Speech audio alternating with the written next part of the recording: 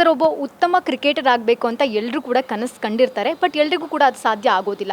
ನಿಮ್ಮ ಪ್ರಕಾರ ಒಬ್ಬ ಉತ್ತಮ ಕ್ರಿಕೆಟರ್ ಆಗಬೇಕು ಅಂತಿದ್ರೆ ಅವನಿಗೆ ಏನಿರಬೇಕು?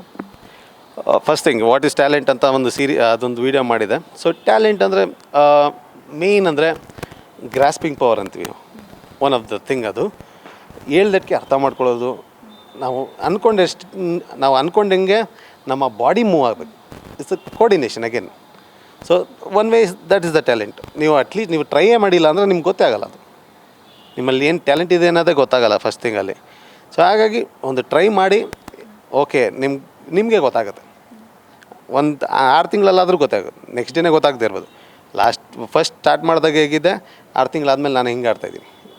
ಇಟ್ಸ್ ಸೆಲ್ಫ್ ಅನಾಲಿಸಿಸು ಪ್ರತಿಯೊಬ್ಬರಲ್ಲೂ ಇರುತ್ತೆ, ಮಾಡ್ಕೋಬೇಕಾಗತ್ತೆ. ಇಲ್ಲ ಅಂದರೂ ಕೂಡ ಅದ್ರ ಬಗ್ಗೆ ತಿಳ್ಕೊಳ್ಳೋದಾಗಿರುತ್ತೆ.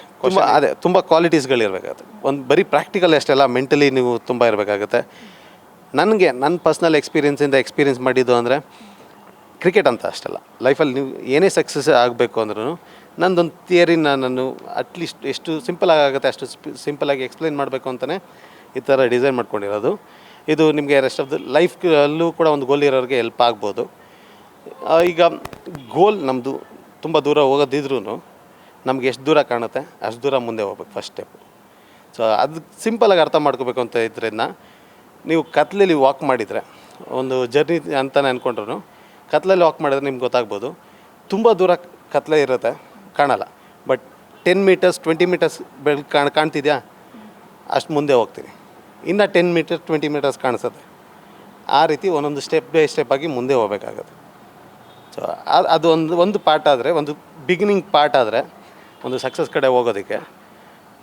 ವಾಕ್ ಮಾಡ್ತಾ ಬೆಳಿಗ್ಗೆ ಆಯಿತು ಅಂದ್ಕೊಳ್ಳಿ, ಬೆಳಿಗ್ಗೆ ಆದಾಗ ರಸ್ತೆಗಳು ಕಾಣೋಕ್ಕೆ ಸ್ಟಾರ್ಟ್ ಆಗುತ್ತೆ. ಸೊ ರಸ್ತೆಗಳು ಕಾಣೋಕ್ಕೆ ಸ್ಟಾರ್ಟ್ ಆದಾಗ ಅಂದರೆ ಒಂದು ಲೆವೆಲ್ಗೆ ಸಕ್ಸಸ್ ಆಗಿದ್ದೀರಾ ಅಂತ ಅಲ್ಲಿ ನಿಮಗೆ ಡಿಸ್ಟ್ರಾಕ್ಷನ್ಸ್ ಬರುತ್ತೆ. So you have more options, you chances of distracting more ಒಂದು ಲೆವೆಲ್ ಬಂದಮೇಲೆ. ಸೊ ಅದಾದಮೇಲೆ ಅಲ್ಲಿಂದ ಕಾಪಾಡೋದು ನಿಮ್ಮ ಡಿಸಿಪ್ಲಿನ್.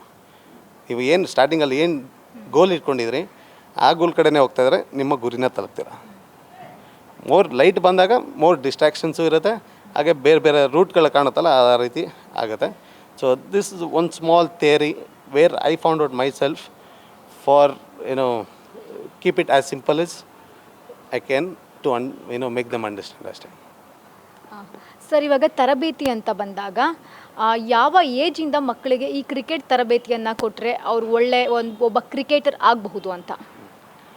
ಯೂಶ್ವಲಿ ಕ್ಯಾಂಪ್ಗಳಲ್ಲಿ 5 ವರ್ಷ ಮೇಲ್ಪಟ್ಟ ಮಕ್ಕಳನ್ನೇ ತೊಗೊಳ್ಳೋದು. ತುಂಬ ಕಮ್ಮಿಯವರು ಸ್ವಲ್ಪ ಮೆಚ್ಯೂರಿಟಿ ಇದೆ, ಸ್ವಲ್ಪ ಬಾಡಿ ಚೆನ್ನಾಗಿ ಡೆವಲಪ್ ಆಗಿದೆ ಅಂದರೆ ತೊಗೋಬೋದು ಒಂದು 4 ವರ್ಷಕ್ಕೆ.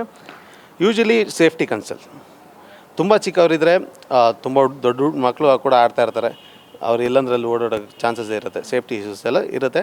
ಹಾಗಾಗಿ ಅಬೌವ್ 5 ಇಯರ್ಸ್ ಅಂತ ಒಂದು ಸ್ಟ್ಯಾಂಡರ್ಡ್ನ ಮೇಂಟೈನ್ ಮಾಡ್ತಿರೋದು.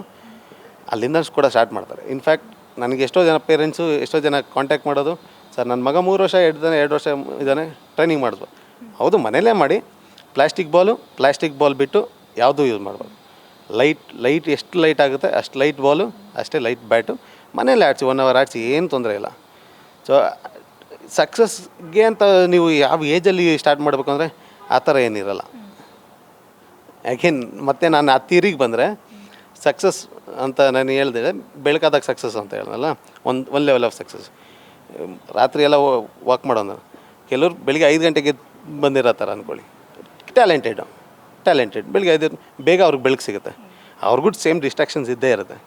So how they maintain their self towards the goal, it matters. ಬಿಗಿನಿಂಗಲ್ಲಿ ಎಲ್ಲರೂ ಫೇಸ್ ಮಾಡಲೇಬೇಕಾಗತ್ತೆ.